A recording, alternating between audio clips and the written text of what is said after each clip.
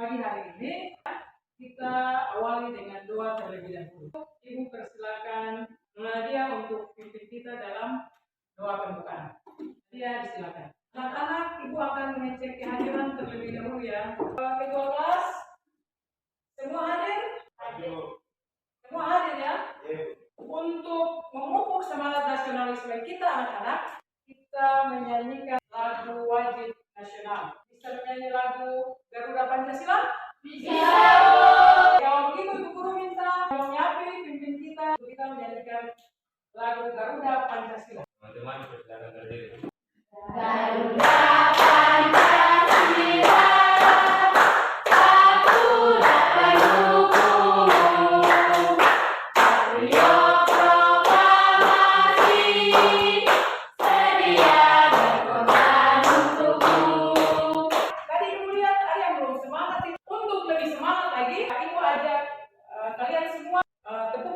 Masih ingat? Masih, Bu. Tepuk semangat. Yuk, semangat kakak. Ayo. Berkali-kali. Yuk, semangat kakak. Ayo. Sebelum kita masuk pada materi kita pada hari ini, Ibu akan bertanya terlebih dahulu tentang materi yang sudah kita pelajari pada hari Minggu yang lalu. Siapa yang masih ingat kita belajar tentang apa? Saya, Bu. Oh, Vera. Nilai-nilai dalam cerpen. Nilai-nilai dalam cerpen. Nilai apa saja? Siapa yang masih ingat? Saya, Bu. Ya? Budaya, Bu. Iya, dia jawab budaya. Siapa lagi yang lain? Saya, Bu. Ya, Evi. Ya, Bu. Nilai sosial. Ada lagi? Saya, Bu. Ya? Nilai agama, Bu. Nilai agama. Masih ada kurang? Iya. Nilai moral. Sebelum kita masuk ke materi hari ini, Ibu Guru akan menyampaikan bahwa pada proses pembelajaran ini kita akan masuk pada beberapa penilaian. Ada penilaian sikap, penilaian pengetahuan, dan juga penilaian keterampilan. Kalau begitu kita lanjut pada materi kita pada hari ini, yaitu pada kompetensi dasar 3.9 menganalisis unsur-unsur pembangun cerita pendek. Indikator pencapaian kompetensi adalah menemukan unsur-unsur intrinsik cerita pendek. Tujuan pembelajaran pada hari ini itu peserta didik diharapkan melalui kegiatan pembelajaran dengan pendekatan saintifik dan model pembelajaran problem based learning, peserta didik dapat menemukan unsur-unsur intrinsik dengan rasa ingin tahu, gemar membaca, cinta damai, peduli lingkungan, peduli sosial, tanggung jawab, dan komunikasikan dari cerita tentang suatu peristiwa yang dialami oleh tokoh utama. Ya. Kemudian ada ciri-ciri cerpen. Yang pertama, jalan ceritanya lebih pendek dari novel. Sebuah cerpen memiliki jumlah kata yang tidak lebih dari 10.000 kata. Yang ketiga, biasanya isi cerita pendek berasal dari kehidupan sehari-hari yang tidak menggambarkan semua kisah para tokohnya. Tokoh dalam cerpen digambarkan mengalami masalah atau suatu konflik pada tahap penyelesaiannya. Pemakaian kata yang sederhana serta ekonomis dan mudah dikenal pembaca. Kesan yang ditinggalkan dari cerpen tersebut sangat mendalam, sehingga pembaca dapat ikut merasakan kisah dari cerita tersebut. Berikut biasanya hanya satu kejadian saja yang diceritakan, memiliki alur cerita tunggal dan lurus, dan yang terakhir adalah penokohan pada cerpen sangatlah sederhana, tidak mendalam serta singkat. Kemudian struktur cerpen. Struktur di sini yang pertama adalah abstrak atau sinopsis, kemudian yang kedua orientasi atau pengenalan cerita, yang ketiga komplikasi, puncak konflik, 4 evaluasi atau komentar, 5 resolusi atau penyelesaian akhir, kemudian yang keenam koda, komentar akhir terhadap keseluruhan isi cerita. Unsur-unsur intrinsik cerpen. unsur intrinsik yang pertama yang akan kita pelajari pada hari ini adalah tema. Jadi tema itu suatu cerita menyangkut segala persoalan, baik itu berupa masalah kemanusiaan, kekuasaan, kasih sayang, kecemburuan, dan sebagainya. Tokoh merupakan pelaku pada sebuah cerita. Selain tokoh ada penokohan. Penokohan itu adalah cara pengarang dalam menggambarkan dan mengembangkan karakter tokoh dalam cerita. Jadi dalam penokohan itu dia menggunakan dua metode, yaitu metode analitik dan metode dramatik. Alur atau biasanya disebut dengan plot. Alur itu adalah cerita yang berisi urutan kejadian. Tiap kejadian dihubungkan secara sebab akibat, peristiwa satu disebabkan oleh peristiwa yang lain, atau peristiwa satu menyebabkan peristiwa yang lain. Latar atau setting adalah latar atau tempat kejadian, waktu kejadian sebuah cerita. Unsur yang berikut adalah sudut pandang atau point of view. Sudut pandang adalah posisi pengarang dalam membawakan satu cerita. Gaya bahasa. Gaya bahasa dalam karya sastra itu dia mempunyai fungsi ganda, yaitu sebagai alat penyampaian maksud pengarang dan sebagai penyampaian perasaan. Unsur intrinsik yang terakhir adalah amanat. Amanat itu merupakan ajaran moral atau pesan didaktis yang hendak disampaikan oleh pengarang kepada pembaca melalui karya-karya. Membagikan kalian dalam 3 kelompok ya. Jadi guru bagi sesuai dengan tempat duduk kalian masing-masing. Jadi ini kelompok 1, kelompok 2, kelompok 1 Vera dan teman-teman, kelompok 2 Nadia dan teman-teman, kelompok Persela Yapi dan teman-teman. Ibu akan membagikan LKPD yang sudah ibu siapkan.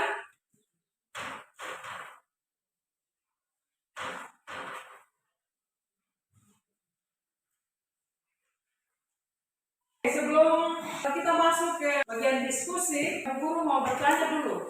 Mungkin ada pertanyaan setelah ibu guru menjelaskan tadi tentang pengertian cerpen, ciri-ciri, kemudian unsur-unsur intrinsik yang ada pada cerpen. Mungkin ada yang belum jelas. Siapa yang mau bertanya? Siapa? Nama siapa? Oke, silakan. Ada 3 jenis alur. Yang pertama alur maju, alur mundur, kemudian alur mundur. Sekarang yang harus kalian lakukan adalah masing-masing kelompok baca di LKPD. Yang harus kalian kerjakan itu kerjakan sesuai dengan petunjuk yang ada pada LKPD. Yang misalnya di situ diminta kamu harus menemukan unsur-unsur intrinsik dalam cerpen. Jadi tadi kan kita sudah belajar tentang unsur intrinsik, yaitu tema, tokoh, penokohan, alur, latar, apa lagi? Sudut pandang, aman. Bisa paham ya anak-anak? Bisa. Kelompok 3 bisa? Bisa. Oke, silakan bekerja masing-masing kelompok kerja. Kasih waktu 20 menit. Kalian berdiskusi. Setelah itu akan ada presentasi dari setiap kelompok. Jadi diberi kesempatan untuk setiap kelompok mempresentasikan hasil diskusinya. Kalau ada tanggapan dari kelompok lain juga disilakan. Bisa paham ya? Bisa. Jadi di bahan ajar misalnya contoh temanya ini. Berarti menurut kelompok 1 tema dari cerpen ini adalah apa? Ditulis.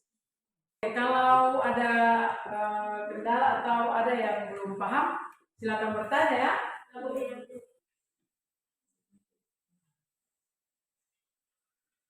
Kelompok 2 lancar? Mengerti ya?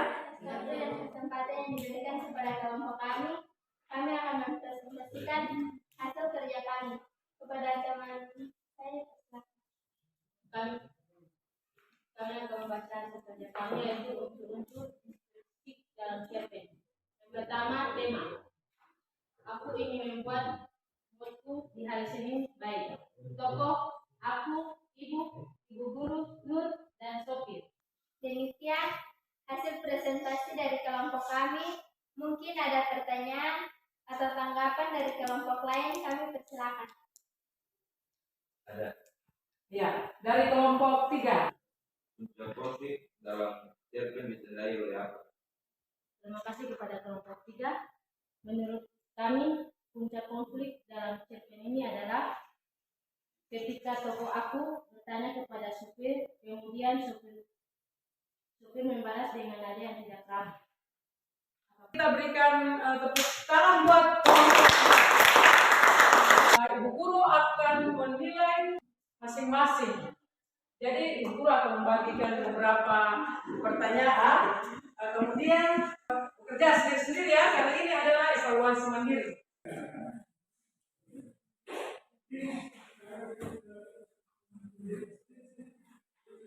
Menit ya. Ibu sudah lihat dari hasil evaluasi mandiri yang tadi sudah terkumpulkan itu jawaban yang sudah bagus. Kita masuk pada bagian akhir dari pertemuan kita, yaitu kesimpulan. Ibu akan meminta satu orang dari kalian untuk memberikan kesimpulan tentang materi yang sudah kita pelajari dari pagi. Siapa yang bisa? Oh, Sela. Silakan.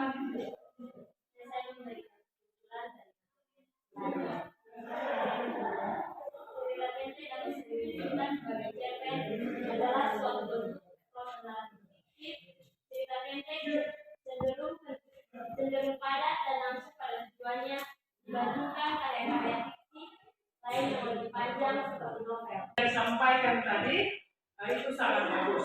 Jadi kesimpulan dari materi,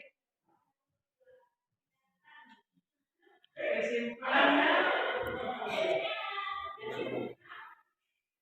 jadi secara umum cerpen ini dia memisahkan permasalahan yang tidak terlalu rumit, tetapi tetap mengandung pesan dan amanat untuk para pembaca.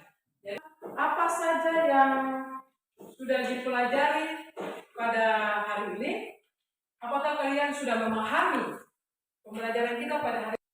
Atau sudah belajar hari ini tentang apa? Kita belajar tentang apa? Bagaimana perasaan kalian semua selama proses pembelajaran tadi? Senang. Pada pertemuan minggu yang akan datang, kita akan belajar tentang teks eksplanasi. Kemudian ada tugas yang harus kalian kerjakan di rumah. Jadi ini tugas mandiri dan harus dikerjakan di rumah. Jadi masing-masing mencari contoh cerpen, kemudian menganalisis dan menemukan. Anak-anak diminta untuk menemukan unsur-unsur intrinsik yang ada di dalam cerpen tersebut. Untuk mengakhiri seluruh rangkaian kegiatan pembelajaran kita di siang hari ini, kita akan tutup dengan doa. Untuk itu, Ibu Guru minta ketua kelas maju ke depan dan memimpin kita dalam doa. Namun begitu saya mewakili dengan Oke, terima kasih buat kita semua dan selamat siang untuk semua. Siang luar